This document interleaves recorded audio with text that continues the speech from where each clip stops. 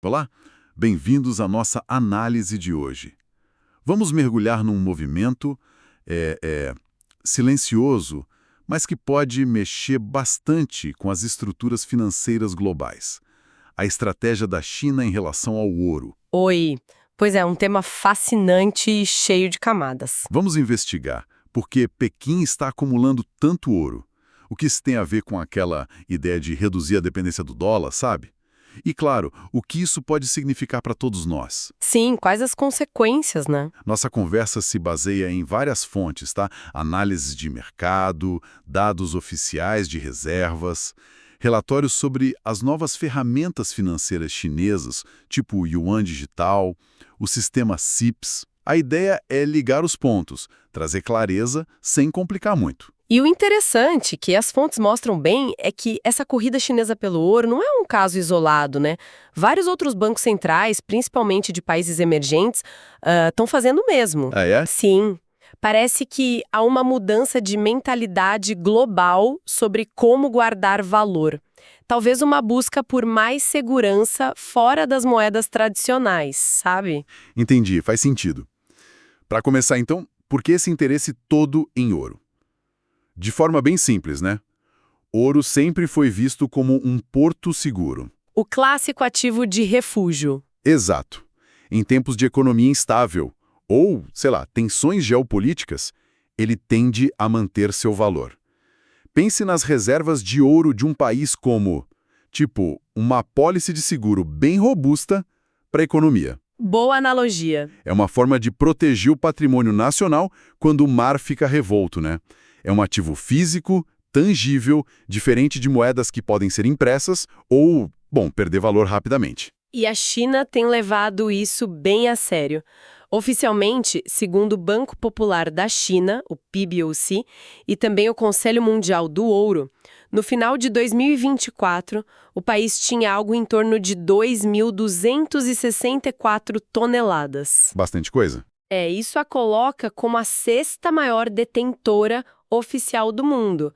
Mas, e aqui entra um ponto crucial que as fontes sugerem bastante, esses números oficiais podem ser só a ponta do iceberg.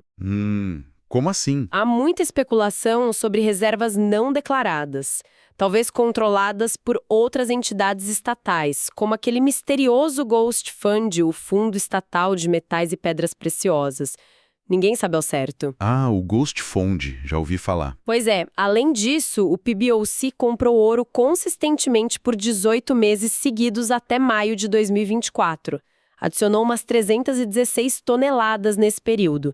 Isso mostra um apetite contínuo, mesmo depois de uma pausa que eles tinham feito. 18 meses comprando? Impressionante. E essa fome toda por ouro está ligada diretamente ao que se chama de desdolarização, certo? Com certeza. Simplificando bem, é o esforço de alguns países para usar menos o dólar americano, seja no comércio ou como reserva de valor. Exato. E para a China, os motivos parecem claros, né?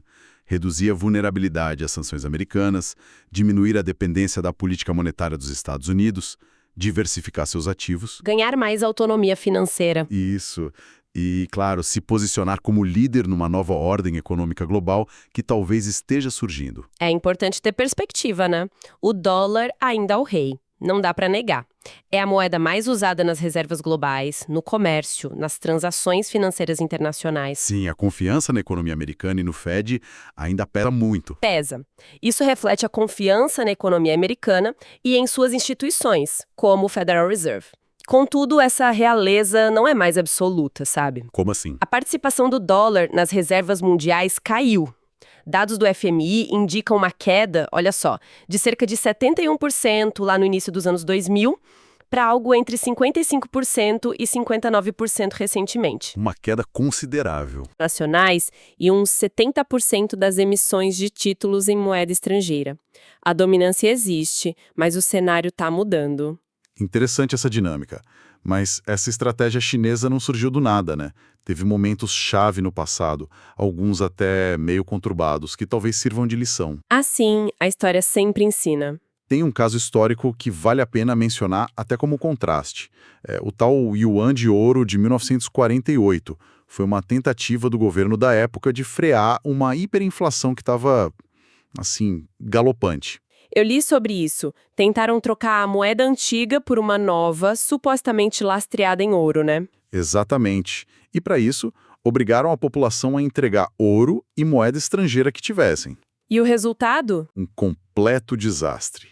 Emitiram a nova moeda sem controle nenhum, a inflação explodiu de vez e o governo perdeu totalmente o apoio popular. E isso até contribuiu para a derrota deles na Guerra Civil Chinesa. Nossa, que lição dura. Pois é, a lição aqui é clara, né? Não basta só dizer que tem ouro lastreando a moeda. Precisa ter controle na emissão e, acima de tudo, confiança. É uma abordagem bem diferente da atual da China, que parece muito mais calculada, mais gradual. Exatamente. Hoje os mecanismos são bem mais sofisticados. Um exemplo disso é o sistema de 2 circuitos que opera lá em Xangai. Tem a Bolsa de Ouro de Xangai, a SGE, para o mercado doméstico, Certo? e tem a Bolsa Internacional de Ouro de Xangai, a SGEI. E qual a diferença principal? Bom, enquanto a SGE cuida da compra e venda interna de ouro na China, a SGI, que opera em zonas de livre comércio, permite uma coisa diferente: negociar ouro usando a moeda chinesa, o renminbi, mas meio que fora do sistema financeiro principal do país. Interessante. Como funciona isso? O verdadeiro pulo do gato aqui é o SGI. Ele permite que outros países usem os RMB que receberam, por exemplo, vendendo produtos para a China ou através daqueles acordos de swap cambial, sabe? Sei. Acordos entre bancos centrais. Isso. Permite que eles usem esses RMB para comprar o ouro físico que fica guardado lá na China. E o interessante é que isso acontece sem afetar diretamente as reservas cambiais oficiais chinesas ou exigir que muito dinheiro saia do país. Ah, que engenhoso. Dá para pensar no SGI com tipo um porto seguro financeiro. Cria um espaço onde o RMB pode ser convertido em ouro físico dentro da China, sem ter que navegar pelas águas abertas e às vezes turbulentas do sistema financeiro global. Entendi. É uma forma de incentivar o uso internacional do RMB, ancorando ele num ativo real, mas mantendo o controle sobre o fluxo de capitais. Exatamente. É bem estratégico. E a tecnologia moderna também está entrando nessa equação, né? Vimos recentemente aquela notícia de uma transação de 14 milhões de dólares em ouro entre empresas estatais chinesas, Sim, liquidada através do SGI. mas usando o Yuan digital, o SNY. Exato. Isso é muito significativo. Mostra que a China tem a tecnologia e, mais importante, a intenção de usar a sua moeda digital de Banco Central, a CBDC, para transações grandes, internacionais de commodities, o que, em teoria, poderia, contornar os sistemas de pagamento tradicionais que hoje dependem muito do dólar. Sem dúvida.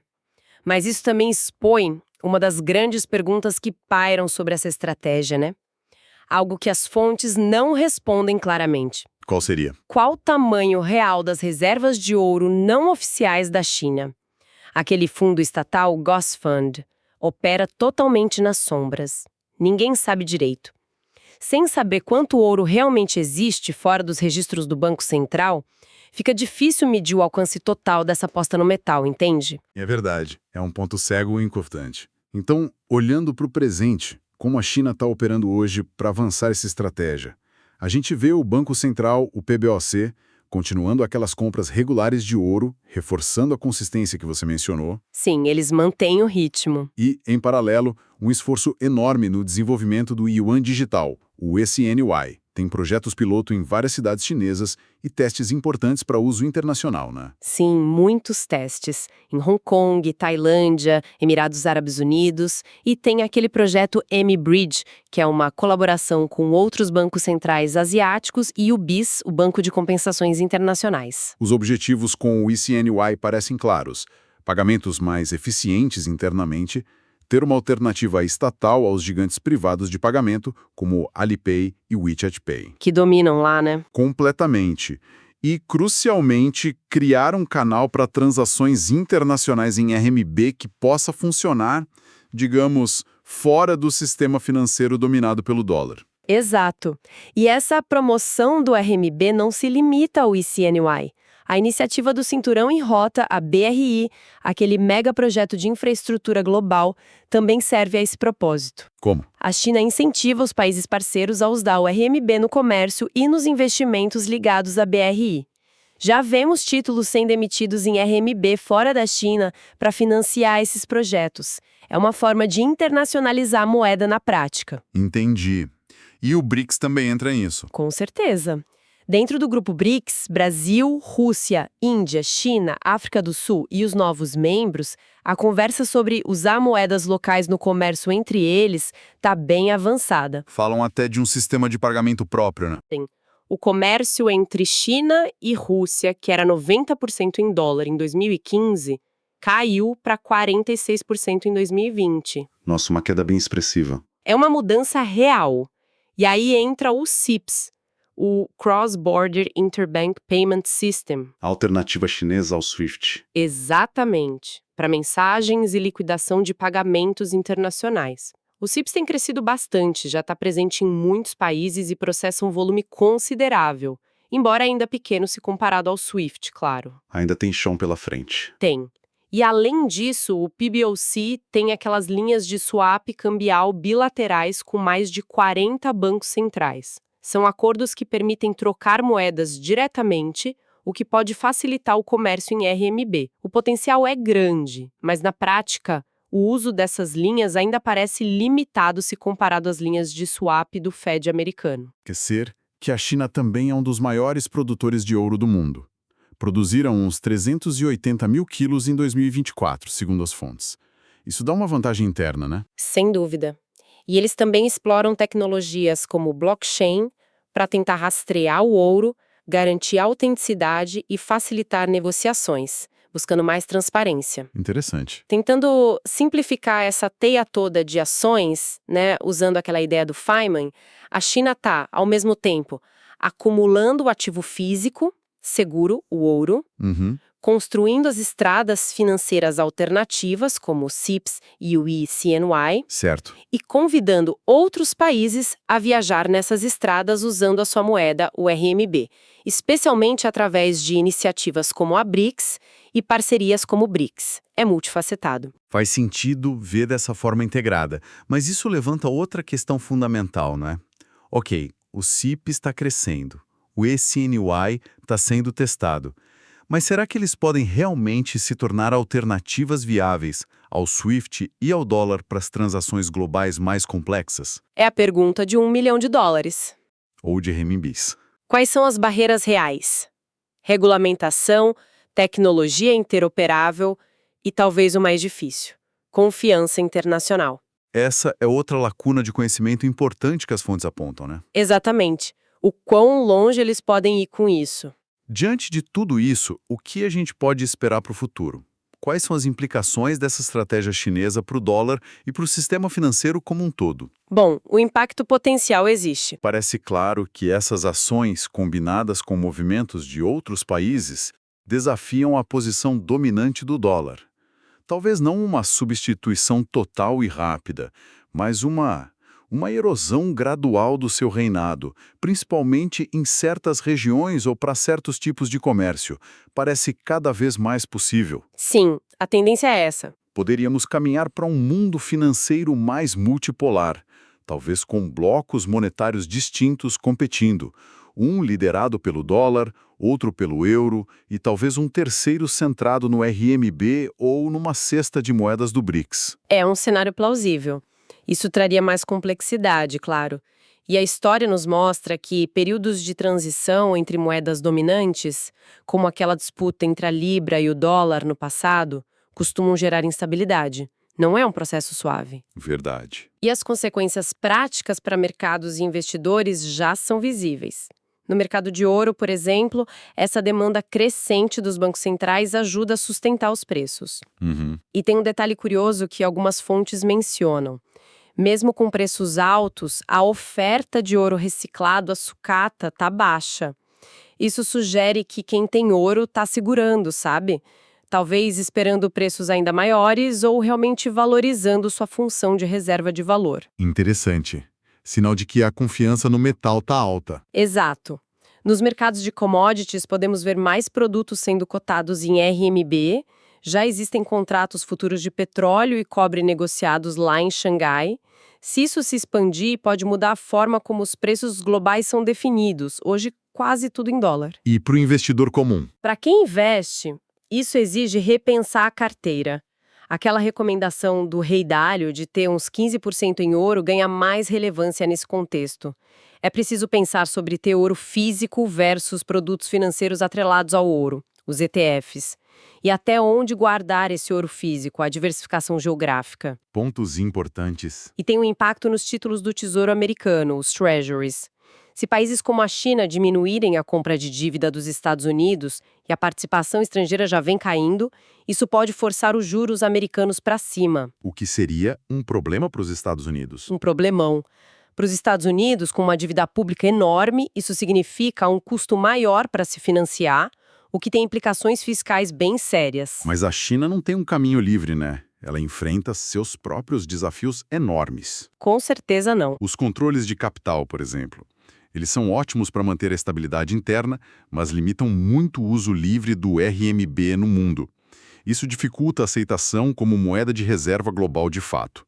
Pequim parece presa nesse dilema. É o grande paradoxo deles. Como controlar e ao mesmo tempo internacionalizar. Exato. E tem a questão da confiança e transparência. Para o RMB e para o ECNY serem aceitos globalmente, precisam inspirar confiança. Isso depende de instituições fortes, regras claras, previsibilidade política. Áreas onde a China ainda enfrenta um certo ceticismo internacional. Sim, a confiança não se constrói da noite para o dia. Sem falar na dependência tecnológica em alguns setores, como equipamentos para mineração, que podem ser afetados por tensões geopolíticas. Olhando o quadro geral, fica claro que esta é uma estratégia de longuíssimo prazo. A China busca mais autonomia financeira e maior influência num cenário global que está em rápida mudança. O sucesso vai depender de uma combinação complexa de fatores econômicos internos, da geopolítica, dos avanços tecnológicos. E o ouro parece ser peça-chave nisso tudo. Parece ser, de fato, uma peça fundamental, uma âncora nesse tabuleiro complexo. E isso nos traz à tona talvez o maior dilema para Pequim. Uma questão ainda sem resposta clara, né? Como conciliar a necessidade de controle do capital para manter a estabilidade doméstica com a ambição de tornar o RMB uma moeda global e desafiar o dólar? É a corda bamba que eles precisam equilibrar. Uma pergunta fundamental para acompanhar. Então, resumindo nossa conversa de hoje, a China está comprando ouro de forma estratégica e, ao mesmo tempo, construindo um ecossistema financeiro alternativo. É parte de um jogo longo para aumentar sua influência e reduzir a dependência do dólar. Exato. E essas ações já estão tendo consequências reais nos mercados, no sistema monetário e nas decisões de investimento pelo mundo. Não é algo abstrato. De forma alguma, é fundamental entender que essa não é uma mudança da noite para o dia. O dólar ainda tem uma força imensa, baseada em décadas de uso, na profundidade dos mercados americanos e na confiança, ainda que abalada, nas instituições dos Estados Unidos. Sim, a inércia é grande. Mas as tendências de diversificação, a busca por alternativas e a própria multipolaridade geopolítica são fatos. A forma como o ouro, as moedas digitais como o ICNY e as relações internacionais vão interagir nos próximos anos, isso vai definir a próxima fase do sistema financeiro global. Com certeza. E para encerrar, deixamos uma provocação final aqui. Se a gente lembrar de fiascos históricos como aquele Yuan de Ouro de 1948, que mostrou o perigo de perder a confiança na moeda, e olharmos para as pressões atuais nas finanças de grandes potências, como a dívida crescente dos Estados Unidos, qual será o verdadeiro papel do ouro como âncora de confiança num futuro cada vez mais digital e geopoliticamente tenso? Uma excelente pergunta para reflexão. Fica aí a pergunta para continuar acompanhando de perto. Obrigado pela conversa. Obrigada, até a próxima.